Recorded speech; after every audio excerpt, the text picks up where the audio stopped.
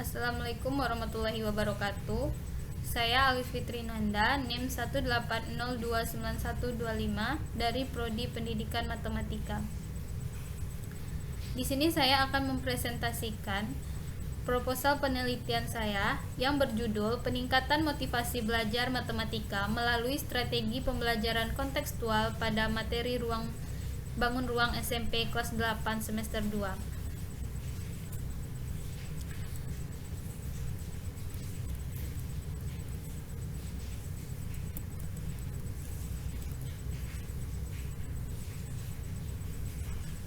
Baik, di sini pertama saya akan membahas tentang bab 1. Saya akan membahas bab 1, pendahuluan. Yang pertama yaitu latar belakang masalah. Matematika sebagai salah satu mata pelajaran dasar pada setiap jenjang pendidikan formal yang memegang peran penting. Matematika merupakan alat yang dapat memperjelas dan menyederhanakan suatu keadaan atau situasi melalui abstrak idealisasi atau generalisasi untuk menjadi suatu studi ataupun pemecahan masalah. Dalam pelaksanaan pembelajaran di sekolah, usaha meningkatkan motivasi belajar siswa banyak mengalami kendala dan hambatan. Lebih-lebih pada mata pelajaran matematika yang menuntut begitu banyak pencapaian konsep sehingga mengakibatkan motivasi belajar kurang baik. Motivasi belajar dapat dipengaruhi oleh dua faktor, yaitu faktor internal dan eksternal. Faktor internal merupakan kemampuan yang berasal dari siswa yang meliputi kecerdasan, bakat, minat, motivasi, dan emosi. Sedangkan faktor eksternal berasal dari luar, yang mana meliputi lingkungan keluarga, sekolah, dan masyarakat. Di antara ketiga lingkungan itu, yang paling berpengaruh adalah lingkungan sekolah, seperti guru, sarana belajar, dan teman sekelas.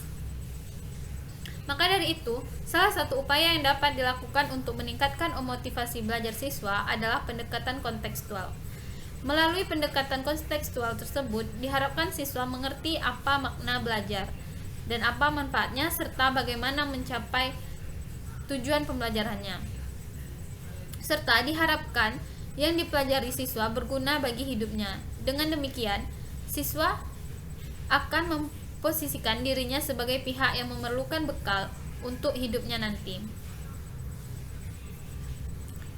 Berikutnya yang kedua yaitu adalah rumusan masalah. Berdasarkan latar belakang masalah tersebut, maka dikemukakanlah rumusan masalah, yang mana rumusan masalah yang saya kemukakan ada dua, yaitu yang pertama, adakah peningkatan motivasi belajar siswa pada bangun ruang SMP kelas 8 semester 2 melalui pendekatan kontekstual? Rumusan masalah yang kedua yaitu, apakah melalui pendekatan kontekstual dapat meningkatkan motivasi belajar siswa pada bangun ruang di SMP kelas 8 semester 2? Berikutnya yaitu tujuan dari penelitian. Adapun di sini tujuan dari penelitian saya yaitu, yang pertama, adanya peningkatan motivasi belajar siswa pada bangun ruang di SMP kelas 8 semester 2 melalui pendekatan kontekstual. Tujuan penelitian saya yang kedua yaitu, melalui pendekatan kontekstual dapat meningkatkan motivasi belajar siswa pada bangun ruang di SMP kelas 8 semester 2. Kemudian, saya juga menuliskan manfaat dari penelitian ini.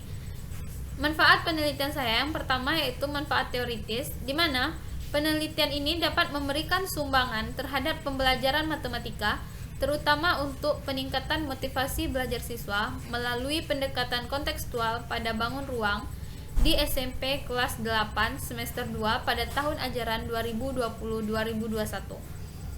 Manfaat yang kedua adalah manfaat praktis, di mana dengan manfaat ini memberi sumbangan bagi guru matematika dalam upaya meningkatkan kualitas pembelajaran matematika untuk meningkatkan motivasi belajar siswa melalui pendekatan kontekstual pada bangun ruang kelas 8 semester 2. Berikutnya yaitu bab 2 tentang landasan teori.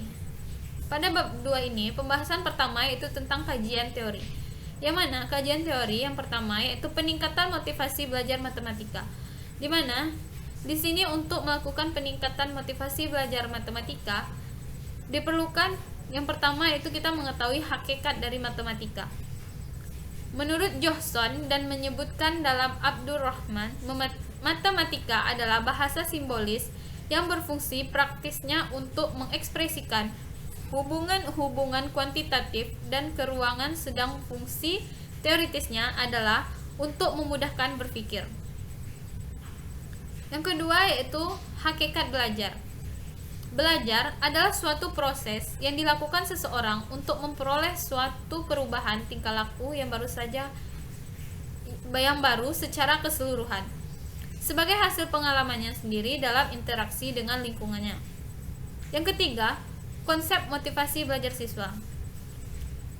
Motivasi adalah dorongan dasar yang menggerakkan seseorang bertingkah laku.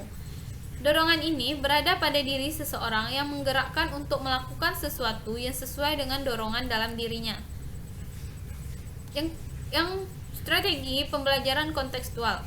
Untuk melakukan strategi pembelajaran kontekstual, kita wajib mengetahui hakikat pembelajaran, di mana Ahmad Sudrajat pada tahun 2008 melakukan pendekatan pembelajaran dapat diartikan sebagai titik tolak atau sudut pandang kita terhadap proses pembelajaran yang merujuk pada pandangan tentang terjadinya suatu proses yang sifatnya masih sangat umum, yang mana di dalamnya mewadahi, menginspirasi, menguatkan, dan melatari metode pembelajaran dengan cakupan teoritis tertentu.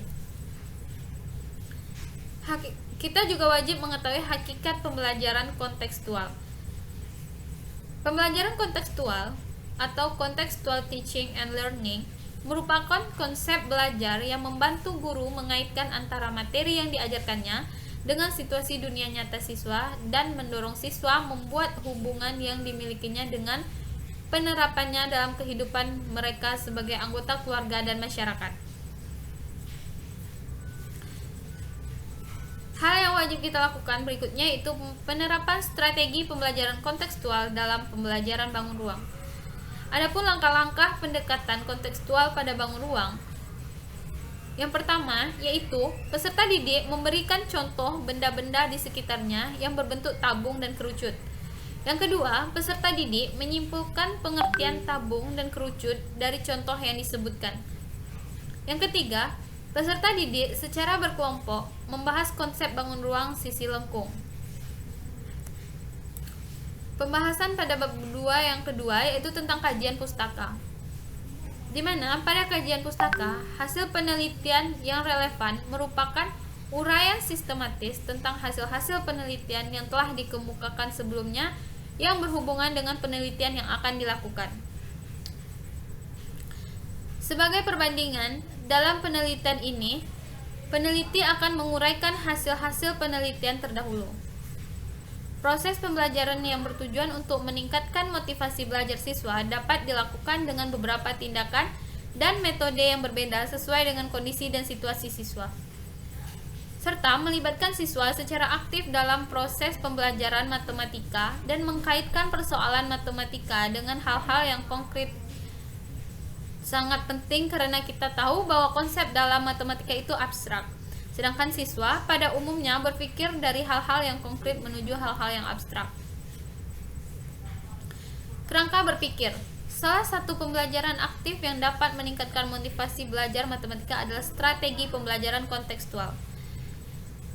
Di sini, proses pembelajaran kontekstual juga memiliki prosedur. Adapun prosedur dari strategi pembelajaran kontekstual yang pertama yaitu adalah konstruktivisme.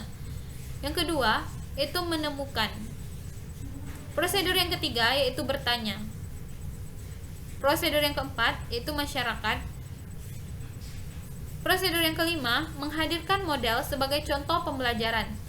Prosedur yang keenam yaitu refleksi. Dan prosedur yang terakhir yaitu penilaian yang sebenarnya. Oke, berikutnya yaitu adalah bab 3 tentang metode penelitian. Pada metode penelitian, hal pertama yang harus kita ketahui adalah jenis penelitian. Di mana di sini jenis penelitian yang saya lakukan adalah penelitian tindakan kelas atau classroom action research. PTK adalah suatu penelitian yang dilakukan oleh guru kelas di sekolah tempat ia mengajar dengan penekanan pada penyempurnaan atau peningkatan proses dan praktis pembelajaran. Hal kedua yang harus diperhatikan adalah tempat dan waktu dari penelitian.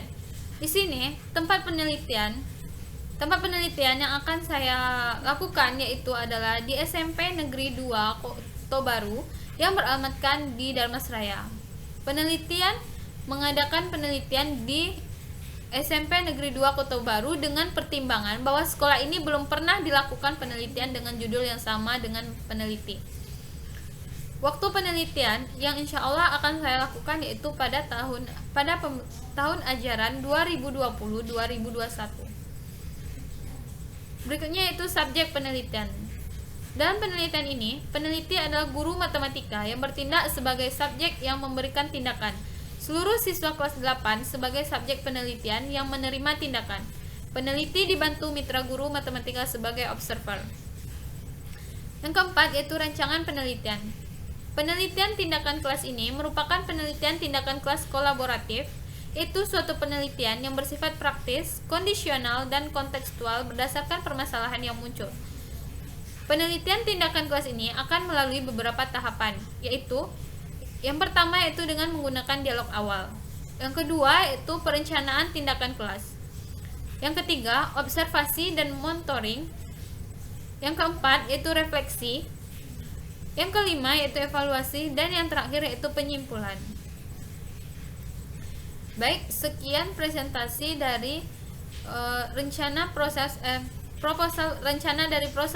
proposal penelitian saya.